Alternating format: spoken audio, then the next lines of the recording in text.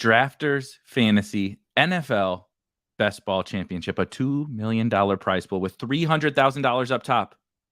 No playoffs, no weekly winners, none of that stuff. Draft the best team, score the most points by week 17, and you take home $300,000. That is our goal today here on Spike Week. We're going to get into a little bit of strategy and hop into a draft. Let's do it.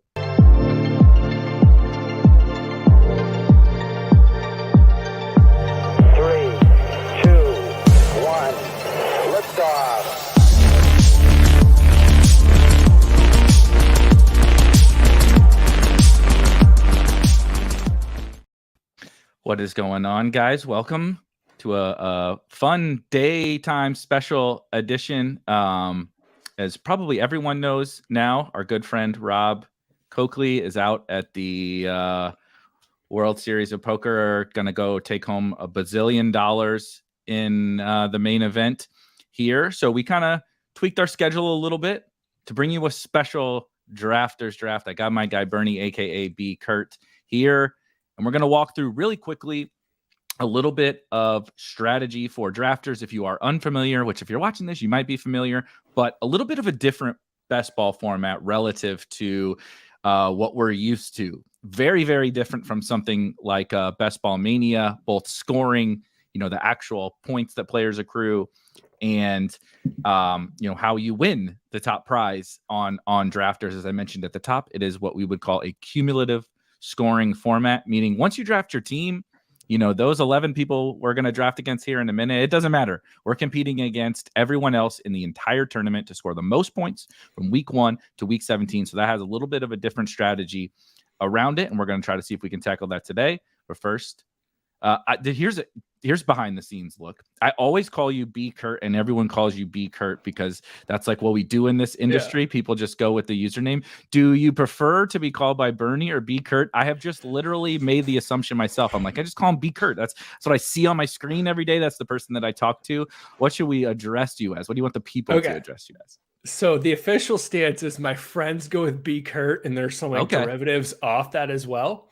But colleagues and coworkers go with Bernie. So I think BKirt's probably better for this venue, but either or is cool. It's funny. You are the inverse to me.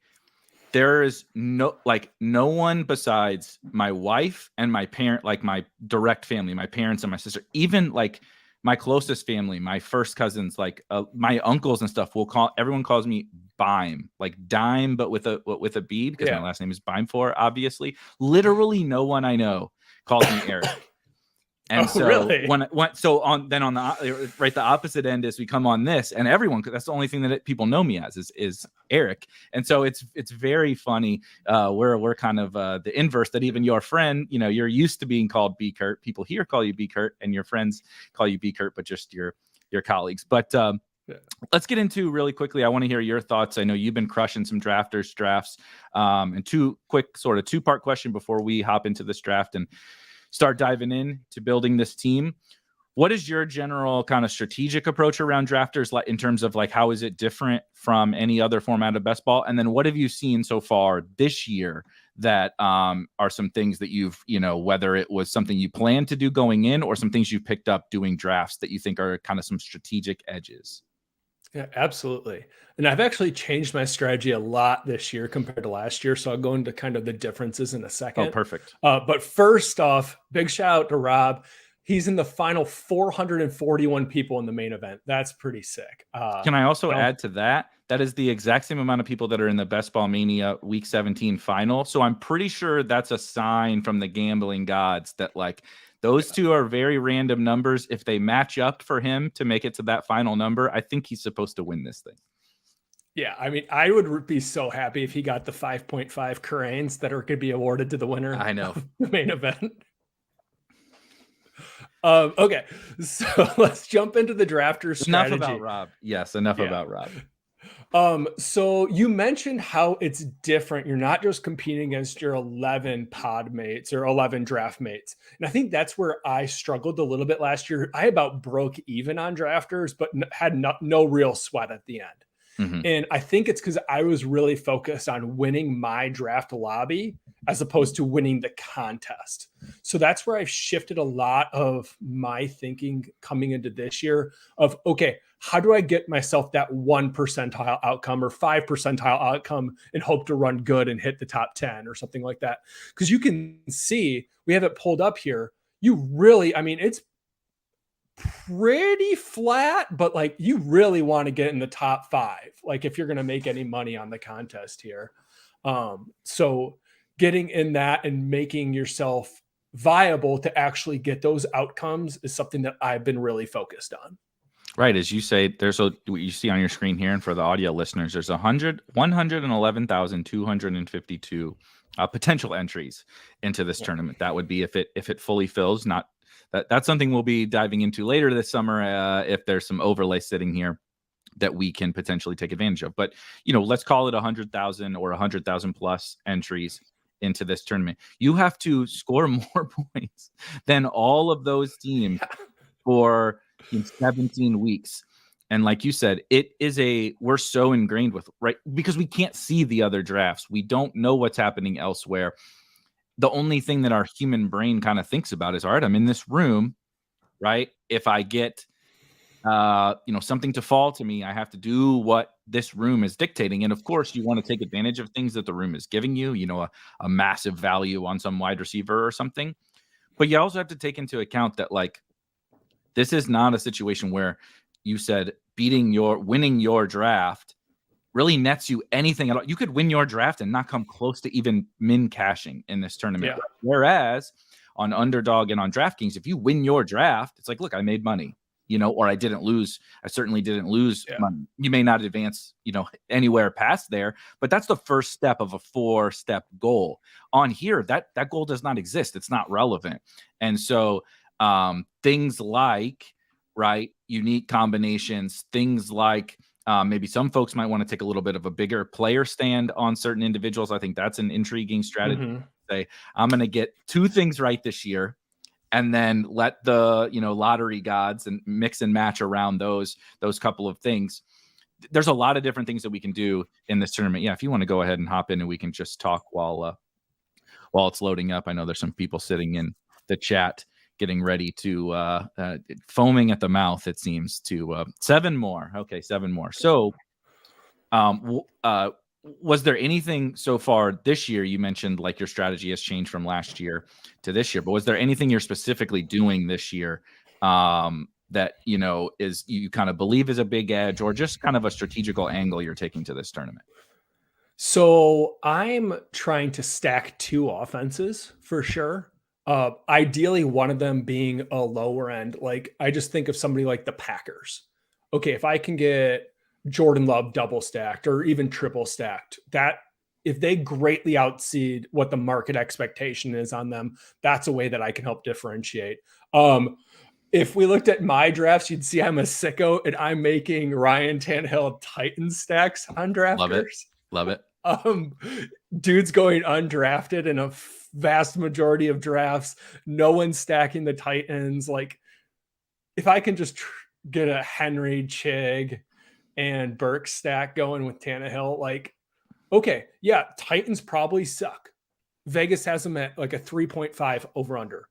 But last year they were in it until the final week, and they had to start Josh Dobbs at quarterback to try to get into the playoffs, right? So, like, let's say Tannehill doesn't get hurt and they're fighting all the way to the end, 7-8 wins. Like, they're probably a viable offense in something like this that's cumulative scoring. Yeah, they're a really interesting one. Well, for both of those reasons, like you said, one, they're cheap, which is the very starting point you mentioned. The Packers, the Patriots definitely fall into that bucket. It's generally, of course, the offenses that we're not super excited about, right? Or the market, at least, is not super excited about. I find it interesting that you can get some of these other quarterbacks, say my guy, Sam Howell. Brock Purdy is relatively inexpensive. Kenny Pickett is inexpensive. Those offenses are medium. Now, Brock Purdy is in a very expensive offense, but the Steelers, the Commanders, et cetera, are what I would kind of call medium cost offenses. They're cheap relative to the expensive ones, but they're not so cheap as, say, the Titans or the Patriots.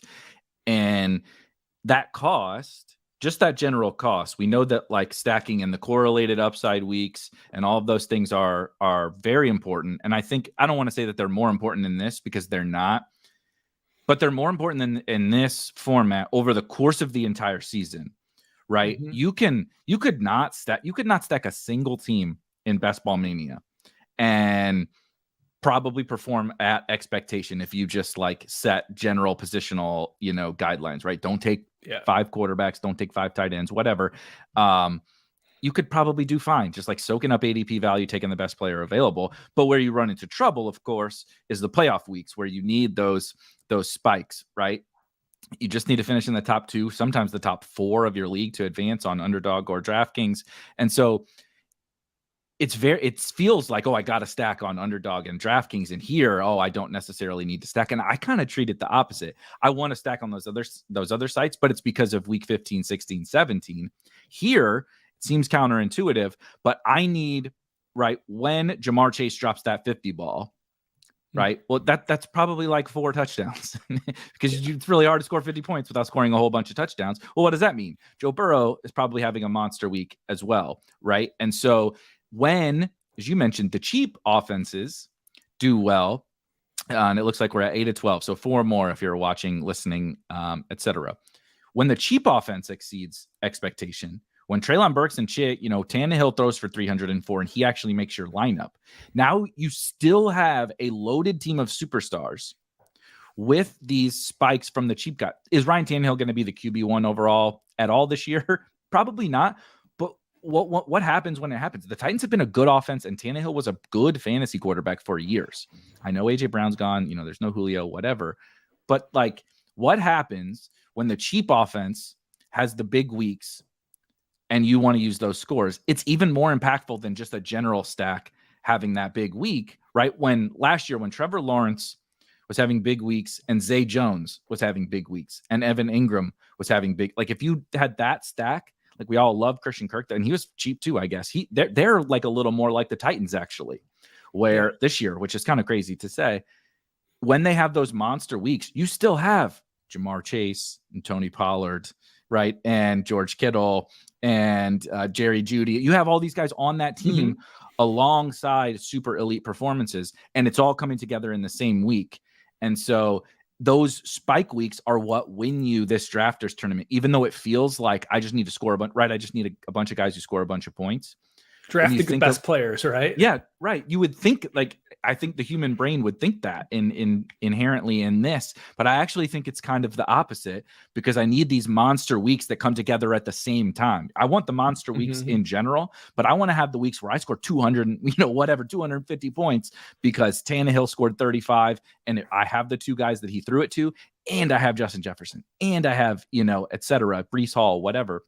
And so you combine that with what you said, if they outperform over the whole season, right? Geno Smith and the Seahawks last year is the perfect example, as the draft is just filled. When the Seahawks outperform over the course of the entire season, was Geno ever the QB1? I don't believe he was the QB1. He had a couple of like top 5 finishes, but him and then DK Metcalf is underpriced, and Tyler Lockett is underpriced, and Ken Walker is underpriced, and the whole offense is just exceeding their draft cost. And so the late round stack was definitely one of the big ones for me. And then, as you said, just general double stacking. Looks like, of course, as we load the draft here, we're picking 10th, which is not a lot of fun, but we definitely have a little bit of a friends and family draft here. I'm interested as the clock winds down to get this puppy ready. What have you been doing from the back end of drafts, and say particularly on drafters? Because we've all kind of established we would love to get a top 5 or top 6 pick on any site, and the back end is a little bit tougher. What have you been doing back there? I've just been getting quite unique, and that could be And I mean, quite unique is a very vague term, but really just seeing what's in front of me. I mean, I've done everything from going for a Cowboy stack back there. Like if I just get boxed into CeeDee Lamb at, let's say, the 10, and I don't like what comes back at the 15, ripping Tony Pollard and seeing what that happens. There's some interesting Eagles stuff you can do. I was actually hoping we get like a top 4 pick and we could go Eagles. One of the really interesting things about Jalen Hurts is I'm going to pull up his ADP so we can actually see that Jalen Hurts is absolutely just plummeted in the red line on ADP on drafters, which gives me this idea. And I was researching it earlier today with the Spike Week tools, that if you jump AJ Brown up to like the 4 spot or the 3 spot, you can realistically go Brown, Smith, Hurts, or Brown, Hurts, Smith. In every single one of my drafts, I went and looked at the ownership on opponent IQ. No one in any of my drafts has gotten that combo. That's interesting. And that's like a really interesting thing. Allen and Mahomes haven't had that massive drop off. They dropped some and then they stabilized. So I'm thinking that there's like a really good opportunity to buy Hurts right now when he's kind of hit a dip and he'll probably pop back up. If we look at like QB ADP, he's down at 25, but like these guys aren't actually this close in a lot of drafts this week or so. That's interesting. Are you generally looking at more of the elite guys on drafters, or no strong preference, kind of mixing and matching, or what are you thinking about the elite quarterback prices? No super strong preference. Like I should have shut up. By the way, I just saw. I saw this. The river someone is watching and listening, and they were like, "I picked third. That sounds like a good idea to go for the Eagles." I mean, good for them. Maybe I just psyoped them into it, and like we didn't want AJ Brown at 10, so I just tricked you to take him at 3. All right, we are on the clock at 10. What do you? I am very open. I do still like Bijan, but drafters is full PPR if that matters. CD. If we look, CD, I'm pretty flat across all these folks. CD or Bijan, is that what you're going to say? Yeah, CD or Bijan for me. Do you have a preference? I do not. Let's take CD. I can't take this first draft and take a running back in the first round. I'm sorry. I mean, everyone's going to be calling you a running back bro pretty soon. I know. I do take more running backs than before, but I have been forcing myself into I have found I've been drafting mostly weekly winners lately. And so that's why I've been playing around with some of the elite running backs. But I actually think on drafters, something that is also underrepresented, underutilized, underowned is not necessarily like pure zero RB. Okay, we are back on the clock. Bijan, Devontae, Mahomes, and Amon-Ra go. Do you want to have some fun and do that Tony Pollard pick? Let's do that. Yeah, it gives us one of these super elite running backs. It obviously sets us up for the Cowboys. There is no other one thing that's really interesting to me that you want to, you and I, we're sickos at heart. You like to galaxy brain these things, but especially in a room like this where I know most of these names, and I know that they're good at this, and I know that there's numerous of them in the chat. Yes, they're like mostly all watch. Yeah, they're mostly all watching. Everyone, like, understanding your room is very important. Generally, most of these people will kind of stay in their own lanes. Will we compete over some of the same players? Of course. We also all probably like a lot of the same players. But there's not a Cowboy besides Brandon Cooks, who I don't give a shit about, but that goes before Dak besides CD and Pollard. And CD and Pollard, to me, is really soaking up the majority of the offense anyway. So it gives you a little bit of flexibility on Dak, where sometimes that's not the case. Like, I love Lamar. I take a lot of Lamar, and I do like the flexibility in that there's multiple stacking options with him. But you do start to get pressed because people that don't have Lamar will absolutely draft Rashad Bateman and Zay Flowers and Mark Andrews and all of that. This is the inverse of that, where I don't really feel like pressured about Dak. If we don't get Dak, it's okay. But also, we're in a good spot to potentially soak up, like set ourselves up for good value on Dak. It also, last thing, gives us a late round tight end that I actually like. I also really like in this format in Jake Ferguson to really load up on Cowboys. And so I like thinking about the draft. We always talk about it from the back to the front. And so people might say, why would you reach on Pollard, or why would you do this or that? And it's because I'm thinking about the 9th round and the 10th round and the 16th round and stuff like that, even though it's only the 2nd round right now. Absolutely. Because, sorry. See, he didn't get the Eagles. This is what happens when you don't give. He did not. And right exactly when it was my turn to talk, there we go. Yeah, so we had Big Disco comes in and takes Devonta Smith.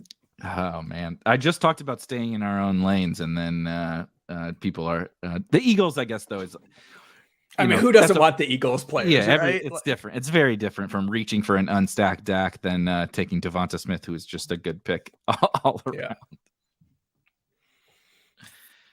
Coming back up here, what have you been doing in this range where we I don't want to say we're locked out of kind of all the elite guys, but sort of this is a pretty wide open tier to me. How are you addressing this kind of late 3rd through the like early 5th, pretty wide open tier?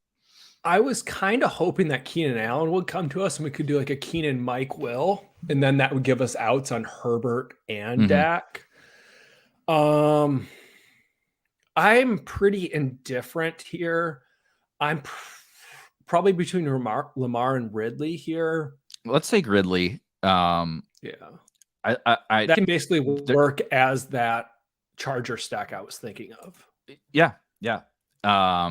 It's kind of the same thing. The prices are close enough to similar to the Chargers guys. And Ridley is a guy who is a very polarizing player for sure in fantasy this year. I'm not trying to sit here and tell you I have any idea how it's going to play out for him. It could be over. He could be dust. It could have been a horrible move for the Jags, or he could still be Calvin Ridley, in which case, in this whole big, gigantic flat tier on an definitely great offense to elite offense, I just think he's a home run swing that I'm very interested in here. Do you feel like we need to take Kirk here, or do you like Judy? Because I like all these wide receivers. I've really started to come around on Judy, Drake London, DJ Moore, etc. So I would be into either Kirk or London. Do you have a preference? Let's do London, actually. Okay. Yeah. So here's my thought process on that. If Calvin Ridley, and this is also where this format might be a smidge different than say Underdog or DraftKings, where I think you can kind of this isn't an overstack on the Jags, but it is a 3rd round pick and a 4th round pick if you take both of those guys. Maybe on Underdog you get 4th, 5th round. If Calvin Ridley is going to be the kind of hit we want in the 3rd round for this, where there's no playoffs, right? There is a benefit to them ping-ponging weeks, but like if they're kind of ping-ponging, someone else might still have been a better pick than one of the other two. So if Drake London emerges and Calvin Ridley and Christian Kirk ping-pong weeks, we'd still rather have Drake London than Christian Kirk there. And so specific to Calvin Ridley, when he has the kind of year we're looking for and some of the weeks that we're looking for, I really think that hurts Christian Kirk like quite a bit on drafters specifically. Kirk can still be good, but if Ridley's kind of taking the majority of those spike weeks on this offense, I think it's a little bit, I think it dings us a little bit, particularly given the fact that we already focused in on the Cowboys at the top. And then if we focus in on the Jags, it's like all 4 of our first picks are really honed in on those 2 offenses, which is not necessarily bad. I think it just is something when I have those other options like a London or something like that, I would lean into that. Plus I like the Falcons. I like Drake London. It does give us another backdoor option, if something happens at quarterback and we want to take Ritter. Plus we took, not that this is really that important, but we took CeeDee Lamb over Bijan. Again, really galaxy brain ourselves into fake information that tells us we did something right, and we're leveraging off of that. I just like kind of a solo Ridley a little bit more. If we want Ingram or Zay or somebody like that, I think that makes sense. But that's just my general thought around that combo in the 3-4 turnish. Yeah, and I have played it Ridley Kirk, basically just hoping that Ingram's dead. Or Zay, and Zay, right? Zay and Ingram turn into nothing, and it's those two guys can totally work. Yep. But there's not a chance I would take all three of them in a tournament like this. Right. I think you can take both of them, like a premium Lawrence stack, and you just say Ingram goes back to the Ingram he's been for however many years, and Zay goes back to the Zay he's been in how many years, and these two guys are the superstars. I think that makes sense too. Let's see here. See, this running back zone is just so bad. I am kind of happy that we took Pollard, actually. People don't clip that or anything like that, letting people know I'm excited about the fact we took a running back. But having that nice anchor is pretty good here. I do so. It really this is takes the pressure off. Yeah, I really like Kittle. I really like. We're in round 5. Kittle is probably my preference here, but also we can keep hammering wide receiver. Why don't we take Traylon? Okay. And then we'll keep Kittle in our back pocket if he comes back around to us. One thing that's nice about Burks that you have up on the screen here, you have CD pulled up. But if you're using our draft hacker, you can see kind of how many different, we have CD's schedule up here, aka the Cowboys schedule up here. But if you go to Burks, you start to see, okay, Burks now gives us 2 different game stacks. They're highlighted in green there. So in week 8, he plays the Falcons. So we have him against London, which gives us a little game stack boost in week 8. And then obviously in week 11, I believe they play in week 18 too. So unfortunately, we only get the one Titans-Jags game, but still, it's one Titans-Jags game. It's nice. It's in Jacksonville a little bit later in the season, so weather's not really an issue. Just little, small little things. All right. So Kittle went. I was kind of hoping he'd come back around. That's okay. What do you think about setting up the Ritter double? Oh my gosh. What's Pitt's ADP and what are the tight end looking like? Yeah, let's take Pitts. Let's take Pitts, because the other thing about this, which is another thing that works on all sites, but it's particularly powerful, I think, on drafters, is if we're drafting like we're right, we're just saying the Falcons are going to be really consolidated and these two guys are really, really good. Do we have Ritter in our back pocket in case we need that late round quarterback? Of course. But if we take Dak, let's say this is a Dak Lawrence team. I'm not saying I want it to be that or it ends up that or whatever. But let's say it turns into a Dak Lawrence team. You don't need Ritter. You don't have to have Ritter. Can be good enough to make those two guys awesome picks, but not so good that we need him. And the reason why I wanted to go Pitts instead of maybe Lawrence there is because no one else that has a Jag should be drafting Lawrence.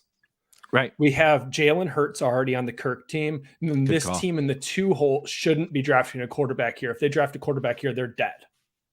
Right. Which is fine then, because, so that keeps we'll be totally fine. I do like the he still went to his Eagles. That was nice. He didn't get the Devonta Smith, AJ Brown, Jalen Hurts, but came back and built it around Goddard as a pseudo elite tight end. That's a pretty fun team as well. This is where it's a sharper room. People will say this all the time too. And of course, like on DraftKings, when the rooms get really wonky and crazy and you get to build super teams, that is great. But there is also an inherent benefit to kind of a bunch of people who know what they're doing. And like I said, staying in their lanes and building the team based on what they have together. It is kind of nice and refreshing because you don't have to worry as much about, everyone should be able to build a good team and you should be able to build exactly what you want. So shout out to you guys for not, tanking our teams here. And I'm going to backtrack on my comment about the running bear. So if the running bear stopped at 4 here, they're not dead. I was expecting 100%. Another running back through there. And so I actually like that kind of where they're going is their build if they just kept at 4. Yeah, I wouldn't personally take 4, but I think it's fine. But now you have the elite tight end. This has to be a 4 running back team, only 2 quarterbacks. Ideally, it's probably only 2 tight ends. That's where things might get a little hairy. But it's not, the dream team that I would love to build, but I think it's totally fine with an anchor Jamar Chase. Okay, all right, we're not looking at a ton here. We could build out our Dak stack, or how do you feel about David Montgomery versus Brandon Cooks? I prefer David Montgomery, which is sickening to say, but I know, dude, this really 21% kills my soul. I just really like the Lions. I think that he is a better version of they're the Coors Field, of DFS, and I love Jahmyr Gibbs, and he's awesome. But like, this is a better version of Jamal Williams. And if something were to happen to Gibbs, like Jamal Williams never was the type of guy that could consume the whole workload. He's just older, not that great of a back, like all around back. Whereas Montgomery has proven, like, we don't have to love him, like, as a total, like, explosive football player. But if the game calls for it and Dave Montgomery needs to play 90% of snaps, absolutely he can do it. He can catch passes. He's going to score goal line touchdowns. I think he's a pretty good fit in all formats, but especially on here. Oh, God damn it, both Ravens wide receivers. So I would actually make a case for Elijah Moore over Brandon Cooks. We really want Pollard and CD to be just the focal points of that offense. I think we want to go wide receiver here, and I do like Elijah Moore quite a bit. Yeah, he's kind of the last guy around. Yeah, I'm not big into Brandon Cooks. No. Yeah, so let's take. I'm perfectly fine, especially keeping other Cowboys available to us later. If we had took Cooks there, I wouldn't really want to touch anything else. I think that keeps us some optionality. Yep. We have we can take Ferguson as our second tight end. We can sprinkle Gallup in, a little bit later. I do just want to touch on Elijah Moore a little bit. When I came into the, after that horrible year last year on the Jets, my initial, like I think most people coming in position on him was just kind of like, I don't know if I'm going to love it. Right. In Cleveland, Watson looked bad last year. They have Amari and Njoku. They're a run first team, blah, blah, blah. But like, with all wide receivers pushed up, and he was pushed up last year, and I feel like we can give him a little bit of a, like, okay, maybe he's not as good as Garrett Wilson, but who is? Not very many people. Going back, playing in the slot, he's definitely going to play in the slot where he's best. If Deshaun Watson takes a step, this is kind of like the Ridley thing. Could Elijah Moore just suck and be a dud? Absolutely. But I think he's a pretty good home run swing, especially in full point PPR. The hype has been pretty good, which that's just off season, but the hype has been pretty good in Cleveland. And I think if Watson is competent, or God forbid Watson is old Watson, like Amari is just Amari. He's good, stable, consistent. But I think the guy that could just like blow up is Elijah Moore. And I like to target those kind of guys. And we have a good wide receiver room, but not amazing wide receiver room. So I like to have, that little bit of extra, like Brandon Cooks is not going to win us this tournament. I'm sorry to tell you, but Elijah Moore might lose it for us, but he also could win it for us. Yeah, that's a really good point. So we're not going to get Dak. There's no chance he's going to go to Lemmings here, probably at the 105. So we'll have to keep ideating what we're going to do. Just wanted to run through the team real quick. We have at running back, Tony Pollard and David Montgomery. At wide receiver, CeeDee Lamb, Calvin Ridley, Drake London, Treylon Burks, Elijah Moore. And at wide receiver, the GOAT himself, Kyle Pitts. Yeah, this is a pretty fun team. Obviously, the anchor Pollard with a Montgomery's this nice little kind of zero RB, hero RB target. A bunch of I'll call him wide range of outcomes player. Even CD is a little bit of a wide range of outcomes player for a first round, for a 1-2 turn pick. Obviously Pitts, but like, I don't think anyone can question the talent on the team. It's just, does Calvin Ridley still have it? Was Elijah Moore ever actually that good? I guess, but like a bunch of really young, high upside players that I think, you don't need to go overboard in any particular draft. We would have considered people like Brandon Cooks at the right pick spots, but I think it's a pretty fun combination of players. Oh my God. Don't do it. Yeah, there it is. Damn it. All right. So this puts us in a really interesting position. I want Damian Harris. Yes. I mean, signed. I co-signed. Yeah, like I don't have to twist your arm, right? Yeah, nope. One thing about him, we'll talk about him after. Let's talk through what we want to do here at the back turn, and then I do want to talk about him because I think he's being misjudged a little. Just a little. And I think a format like this as your RB3, I mean, that's just keeping us with a pretty good floor weekly, I'd imagine, because I'm foreseeing him getting a good chunk of workload. But also it does give us those ceilings as our RB3 with those wide receivers, like makes a lot of sense for me. I don't think we needed a total swing like Penny on this squad. Right. All right. Let's see here. I was going to pitch you on Richardson. So here's the question. I mean, I don't want Tua and I don't want Cousins. If we want quarterback, it would be Daniel Jones because we would still have stacking options later, but we also don't have to take Daniel Jones. It would be wide receiver probably if it's not, but wide receiver is pretty bad. Let's get something quick. Pick running back. Herbert. All right, we got boxed out there. We were not ready for that. I was really thinking Richardson was coming back through. Yeah, I would have been down for when I'm drafting Richardson. It's not that I don't like Pittman. I like Pittman just fine. I've been taking a lot of him with Alec Pierce, actually. So Pierce is kind of one of my more late-ish round wide receivers. I think he goes in the 140, 150 range. That is second-year wide receiver, down the field player, kind of high upside, fits really well with Anthony Richardson's like archetype. It's not that Michael Pittman can't do it. It's just that if I can get a really cheap player that fits with Anthony Richardson's like skill set and kind of they're both like growing together, I really do like the Richardson Alec Pierce stack, but that's okay. Yeah. I was going to look for Alec Pierce really quick. We wouldn't have had to do any convincing there. Yep.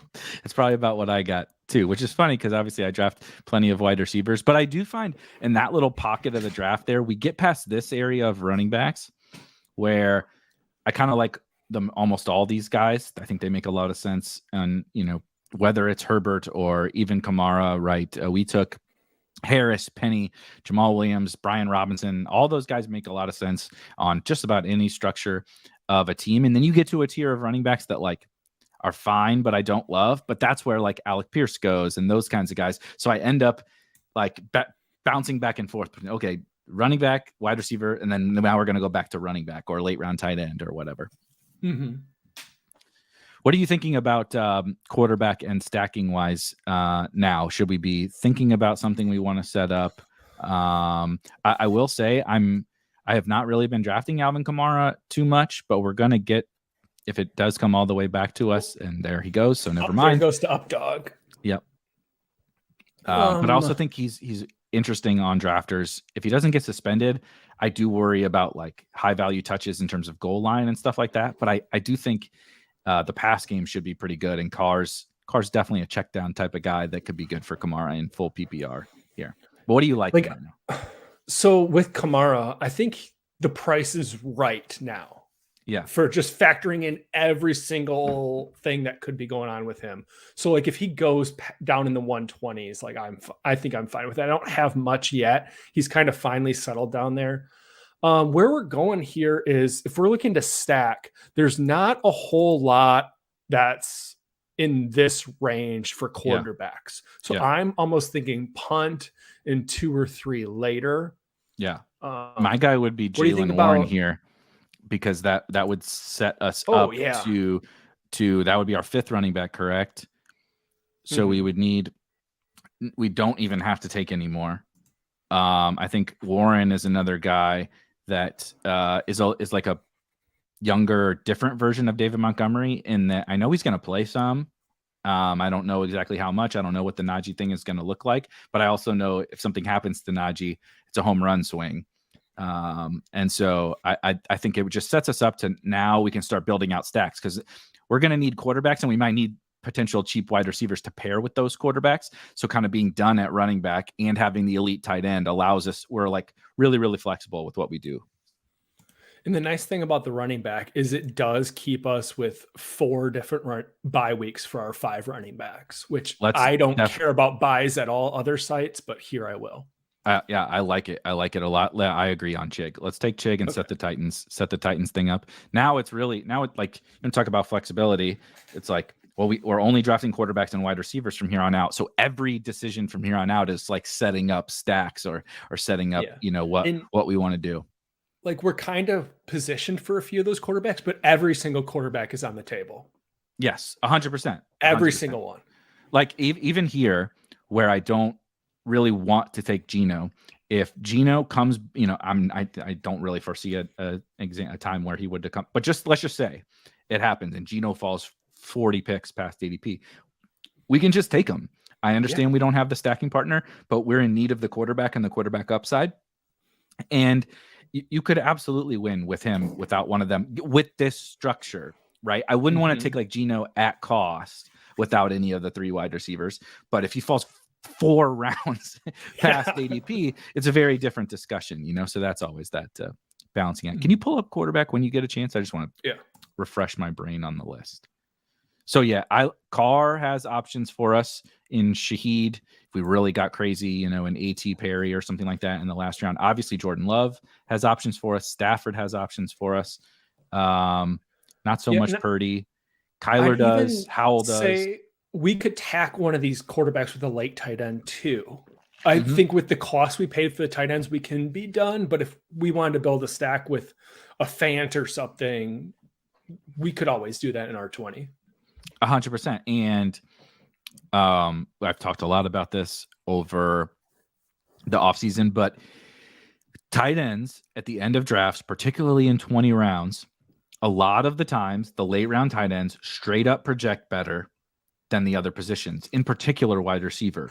With so many wide receivers getting pulled up and people drafting more volume of wide receivers, the wide receivers we're taking at the end are either like dusty, like stone dusty veterans who were just like, please be on the field, or young players who are like huge dogs to ever even get on the field. And I got a lot of those guys I like. Okay. I dropped a lot of those guys. I'm driving the Tyler Scott bandwagon. Literally. I must have got my CLB license or whatever, I did not know you officially had taken that position. It's too late. I can't not proclaim that when my exposures are what they are to this guy. Like he's my 18th round tight end du jour, like him and Tutu. Apparently I'm really into 160-pound wide receivers, but like, look, I'm also willing to admit that like it's probably a dog that Tyler Scott like ever plays more than like 20 snaps in a game. But the tight ends are a lot of the times like the starting tight end who's going to play the whole game on like Hunter Henry's just sitting there. Right. Who's a really good actual football player. This isn't even like Logan Thomas. He probably sucks and he's dusty. This is like Hunter Henry's like a potential like Pro Bowl level tight end when you account for blocking, I guess. But like he's good. He's not going to get cut. He's going to play. We know all of that. And that guy goes back there. So it's just a little different where historically I don't think we would necessarily want to do the third tight end. I think this year we have to take into account that the market is just a little bit different positionally. Geno got close. Yeah, he sure did. It was like tempting fate there. I'm like, do we really got to take him? See, Pierce would have fallen right to us if we got Richardson there. It was set up so beautiful. Derek Carr, Jordan Love are the top quarterbacks on the board here. I'm open to like a Carr Shaheed. I'm open to Love Reed. I think the problem is we can't have both Carr and Love, I don't think. Because we would want to take whichever one of those wide receivers. Who do you prefer? What I want to do is I want to check bye weeks real quick. And then when you're done, pick whichever of those quarterbacks. Okay, I have no preference. I shouldn't have said I have no preference. I lean to the Saints a little bit because I think that the offensive talent is actually pretty good.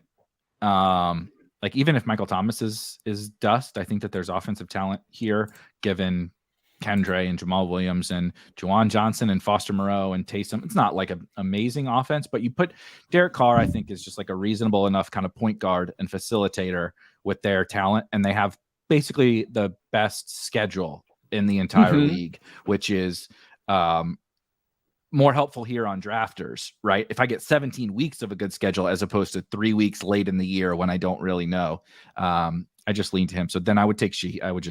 I think we have to take Shaheed here, assuming he doesn't get scooped up on us. All right. Sweet. And the other bit with Carr over Love there, I feel like there's a little bit more options. Yeah. With Carr, we got a couple different things we can do. With Love, it's really read or bust, unless we want to throw in a Musgrave or a Kraft. Right. Which even then, they're the tight ends who don't actually project better than the late round wide receivers. But I would say it's not because like the projection is just generally kind of a median projection. And it's just because we're assuming it's, Luke Musgrave is the starter. It's all good. But like Tucker Kraft also got drafted in the 3rd round and Musgrave went in the 2nd round. And we don't really know. We don't even know how much they're going to use the tight ends. They haven't, when Rodgers was there, Tunyon had the 10 touchdown year, but he caught like 40 passes and 10 of them were touchdowns. It hasn't historically been a really strong fantasy position in this offense, and we don't technically know kind of how it's going to shake out between the two. So they don't look awesome, like compared to your Hunter Henry point, or like I said, Logan Thomas. Like you want to draft a corpse of a tight end, but who's still going to run all the routes. Like there's Logan Thomas available to you. Just pray to God he falls in the end zone 6 times or whatever over the course of the season. Whereas Musgrave, you can tell yourself a ceiling story because he's a rookie, so I like that. But also, you could tell yourself I just drafted a guy who caught like 14 passes in college, on a bad offense with Jordan Love at quarterback. Yeah. Well, and that's what I was looking up Elijah Higgins stats today, and I was like, because I'm trying to find anything in the Miami tight end room, like to see what's around, and like these rookie tight ends, like beyond the first handful, they're all just so likely to not play any role. Yep. See, and that's where, not to go on a tangent about this, but you see or hear or whatever people talk about the rookie tight ends, all the time.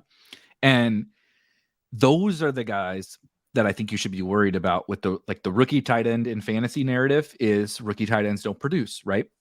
Which is generally true, but it's because they're usually guys like Luke Musgrave, right? Mm-hmm. We shouldn't treat Kyle Pitts, formerly TJ Hawkinson, who I know didn't really do anything, but we shouldn't treat Sam Laporta the same way we treat Luke Musgrave. Sam Laporta was a dominant college player, right? Michael Mayer was a dominant college player.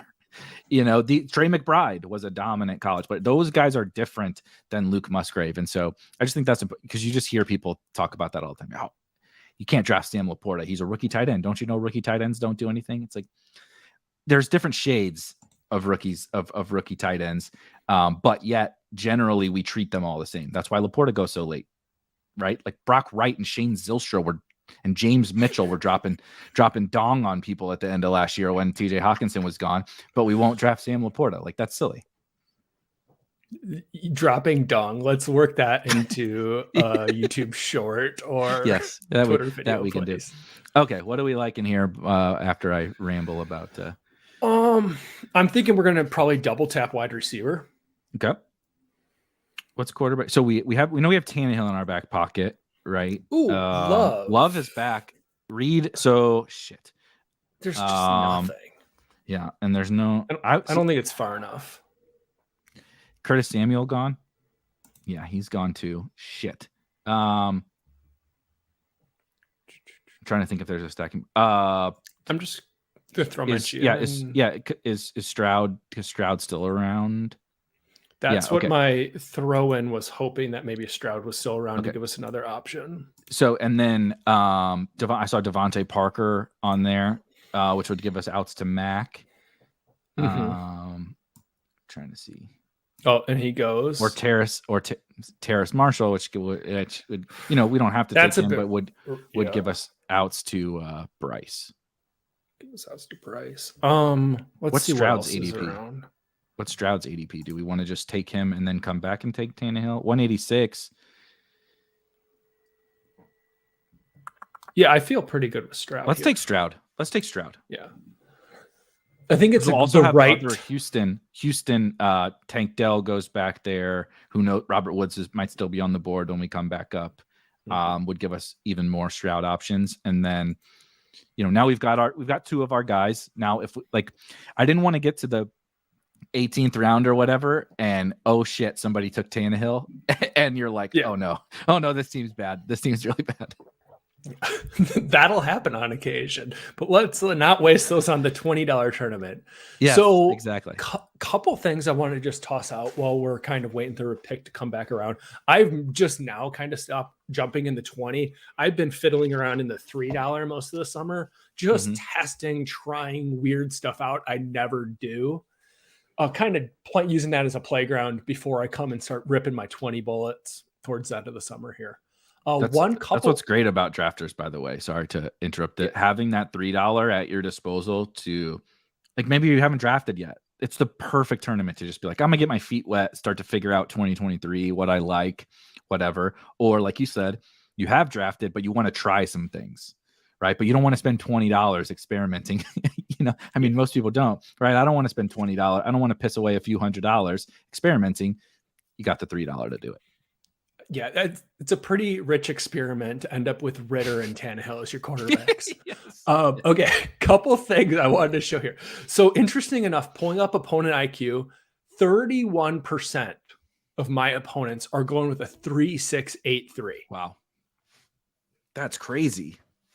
Drastically different than every other build. So I want to definitely stay us away from that. 100%. So if shout out to Sacrilegious in the nth 18 dimensions, we're gonna have to get to the 19th dimension here, but I want to stay away from those outcomes.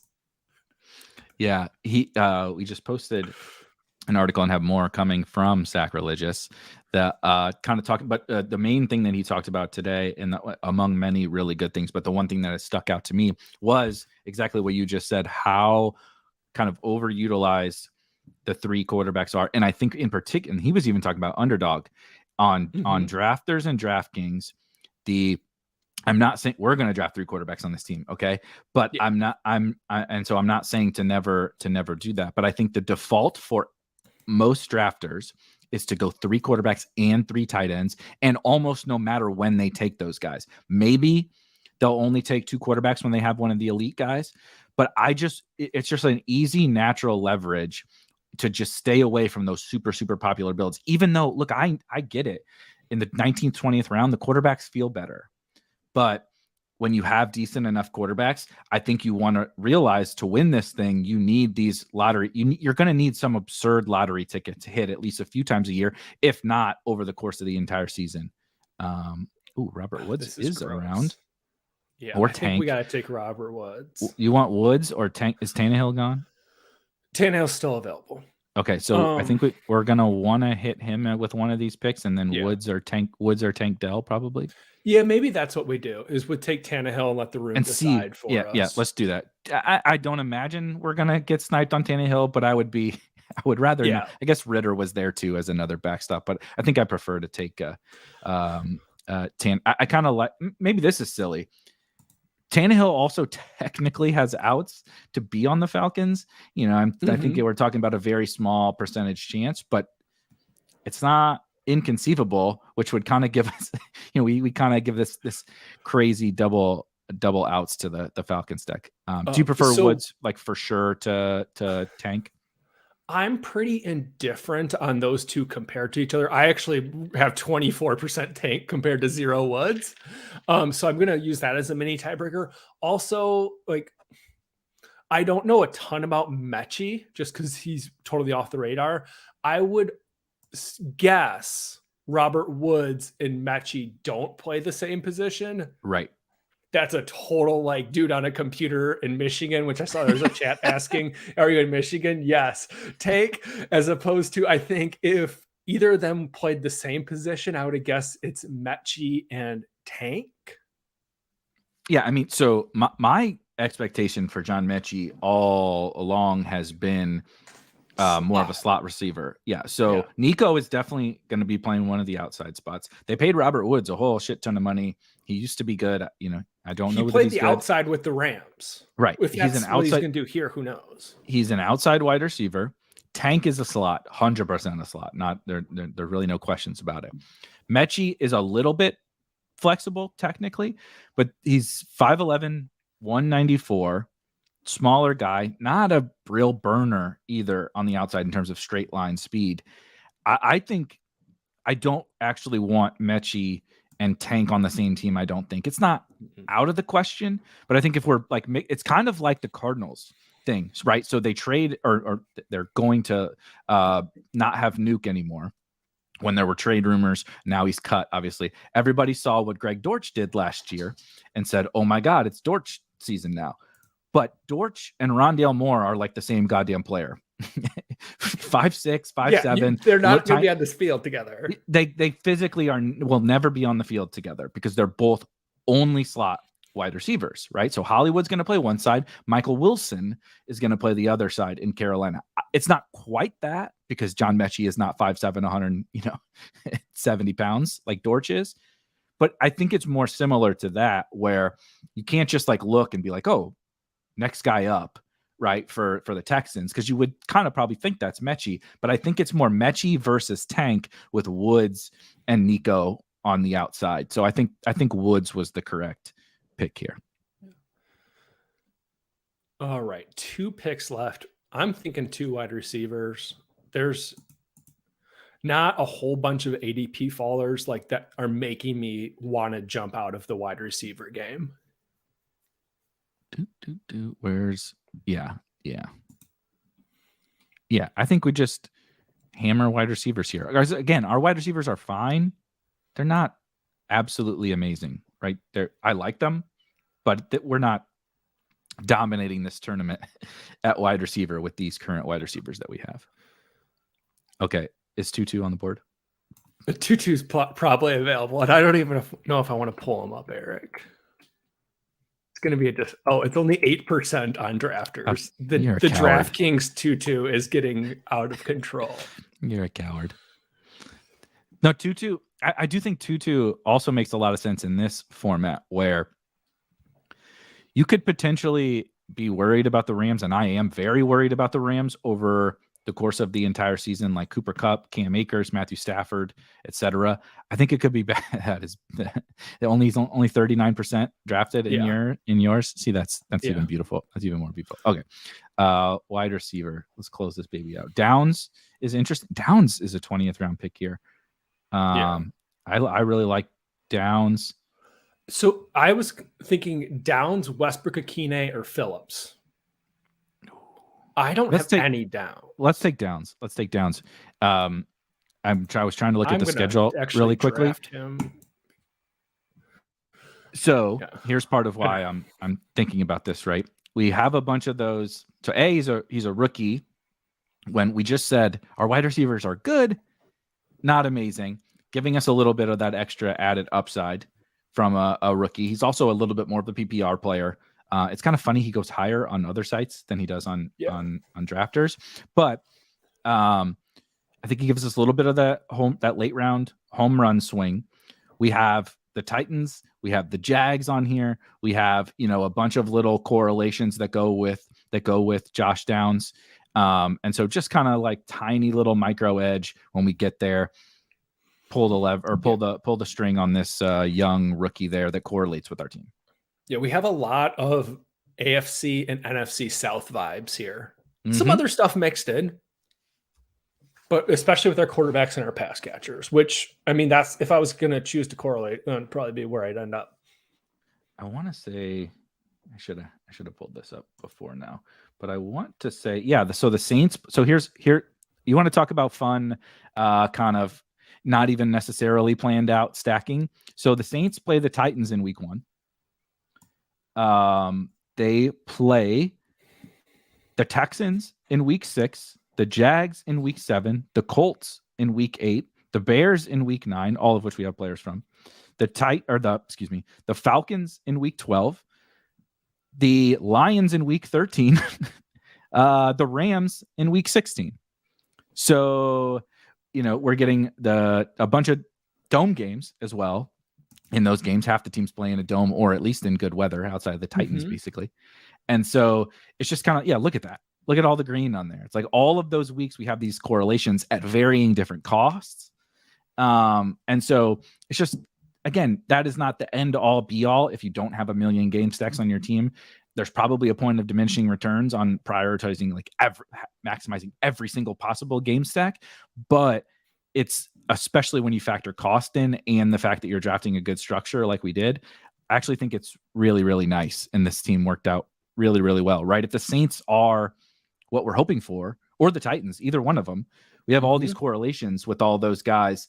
If they exceed their like kind of offensive production, like you said at the very top, if the Saints are better or the Titans are better, we have all these game stacks for both of those teams over the course of the season. We basically game stacked every other Ryan Tannehill week. Yeah, oh my God, we did. That's hilarious. That is great. Do Houston, can you do Stroud as well? I just want to see, because it should probably be pretty similar. It's glowing. All of them. See, all season with our 3 late quarterbacks, every week we have a game stack. And so it's like, that's a good way actually to maximize if you're going to punt off quarterback, right? Because the quarterback can sometimes be, we want them to exceed, right? We want the Saints to be better than what Derek Carr's priced at. We want CJ Stroud to be like a star. We want Tannehill to be old Tannehill. But part of how do they get there and put those big weeks up is like a really good game environment, right? A high scoring game and good weather in a dome or whatever.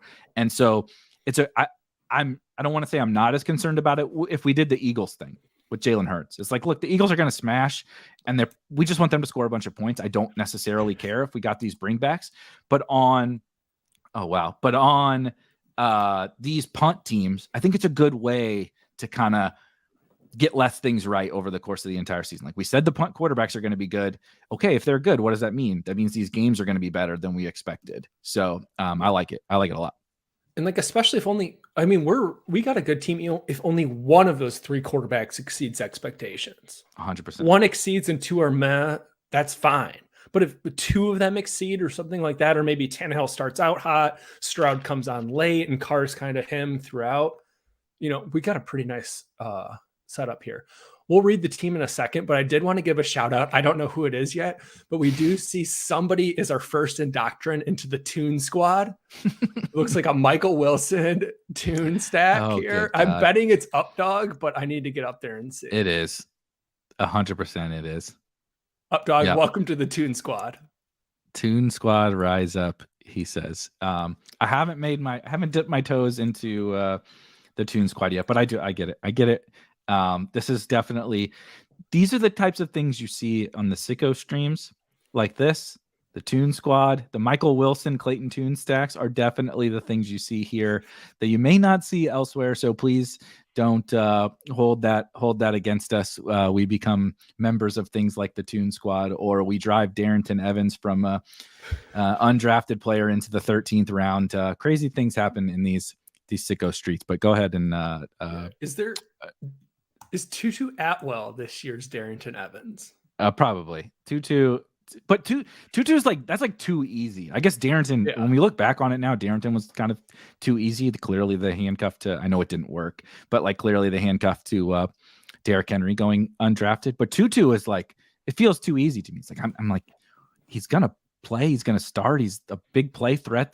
He has no risk. Like I was talking about before, if the Rams fall apart, collapse, bench everybody, try to start over or rebuild or whatever, Tutu's the one that's immune to that. They're not going to shut Tutu Atwell down. And if anything, they shut Kupp down. And I know he's a little guy. He's never going to have like a 35% target share, but like he was pretty good last year down the stretch in a really limited sample. If he's out there with no target, if it's him and Puka Nacua, Tutu's going to be pretty good, I think. Well, the interesting thing is like, he's going to beat out Ben Skoranek for targets. Like, fine, Ben's going to be on the field because he switches to fullback or whatever, but like, they don't want to throw him the ball. No. His skill set aligns with Stafford's arm getting down the field. I think they played one game together last year, Stafford and Tutu, and Tutu had a long touchdown. Yep. McVay's gonna draw up plays for him. Like, he just makes a lot of sense to me. And I did pull him up there. And if you guys didn't notice what I did real quick while me and Eric were on the clock, is so Tutu is getting drafted in only 39% of my drafts right now. So that's a way that we can add just a little layer of uniqueness in those later rounds. results. Also, can you put downs in when you get a chance? Yeah, see, okay. That's kind of what I figured, but that's also kind of shocking that Tutu is only 39% and Downs is basically drafted in every draft. Yeah. For some reason, people just like look at Tutu and they're like, no, we're not drafting him. And I don't get it. Like, is he going to be a great player? I don't know, but like Josh Downs, 97% of drafts are Tutu 39. Like, why is the market correct? I don't know. I look, again, I'm not trying to sit here and say Tutu is going to be an all-pro wide receiver or be anything at all this season, but remove the fact that he's the size of one of my dogs. He was a second-round pick. He was a second-round pick who is basically confirmed starting in 3 wide receiver sets, possibly 2. I would assume it's Van and Kupp and 2 wide receivers, but they basically run 10 personnel the whole game anyway, so it's going to be 3 wide receiver sets. So in 3 wide receiver sets, he's a second-round pick who was dominant in college, like truly dominant in college, playing for the recent Super Bowl champions with Matthew Stafford and one of the best offensive play callers and offensive masterminds in the NFL. Second-round pick, starting, right? Like, doesn't get drafted, and I understand. Like, I'm specifically painting that picture because it makes Tutu look better. But like, that's the whole point of all this. Everybody has negatives. Christian McCaffrey has negatives, right? Everybody has flaws. There's this guy with all these positives, but because we're worried about the Rams, which I am too, but we talked about how that doesn't impact Tutu. And because he's little, we're scared of it. But Wandale goes higher. Like, Wandale goes higher, right? Rondale Moore Rondale Moore was like a 9th round pick last year. He's 5'7". So like, we're like, I know Tutu's skinny, but like, I feel like I said, it feels too easy because it feels just like we're really focused in on the fact that he's a little player and didn't pop up last year, but he really kind of did pop up a little bit last year. And so I'm going down with that. Also, it's much more fun to go down with that than like 4th round Gabe Davis. Like, 4th round Gabe Davis even made my stomach turn last year. I'm happy to go down on the Tutu train because even if it fails, I'll be able to say, it's just a last round pick. Who cares? Exactly. And one of the nice things that we did there is we did also get pretty unique in structure with a 3-5-10-2. I like it. Only 3% of my opponents have done that so far.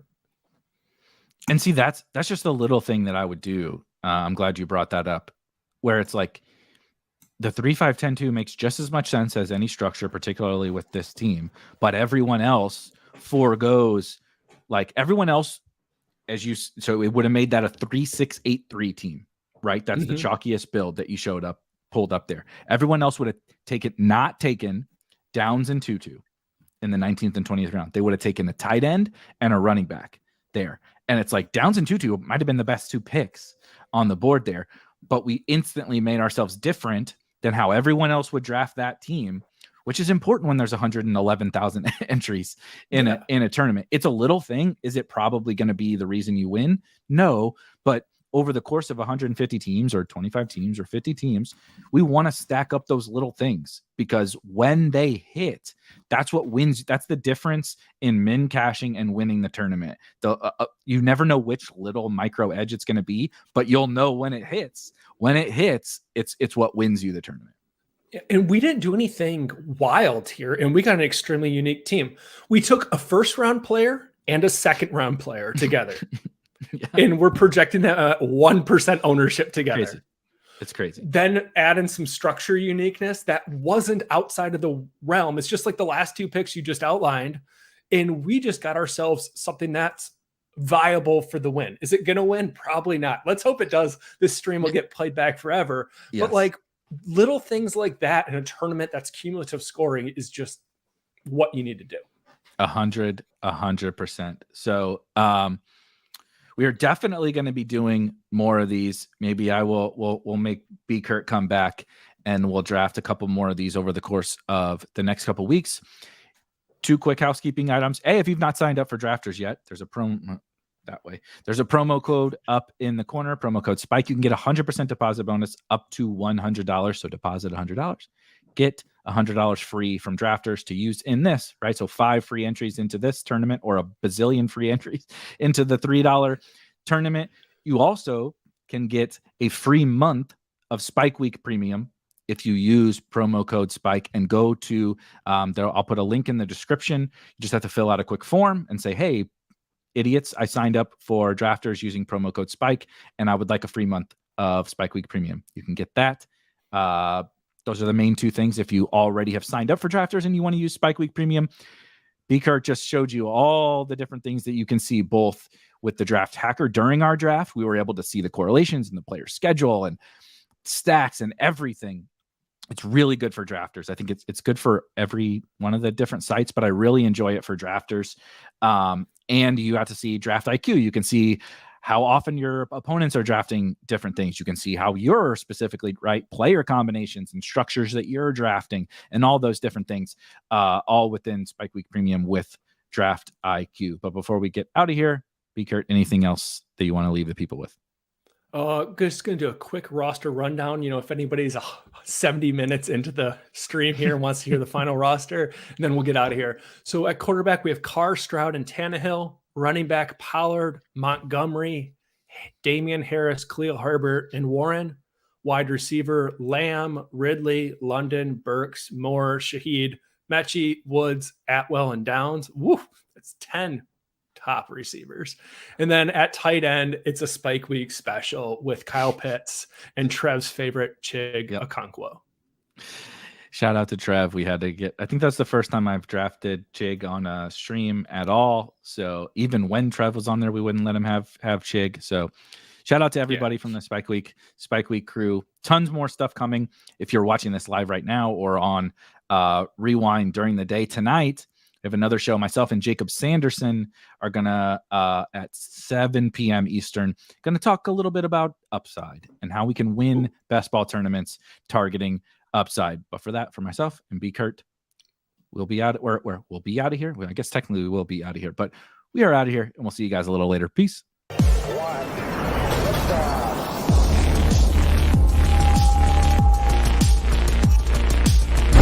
Woo! Those were some spicy takes. Want to stay up to date with all of the other spicy takes we're going to have over here at Spike Week? Why don't you press that subscribe button below? You turn notifications on, we draft a team, boom, you know about it. We have another spicy take, boom, you know about it. You can be there. You can draft with us. You want to stay up to date? That's how you do it. All right, we'll catch you later next time here at Spike Week.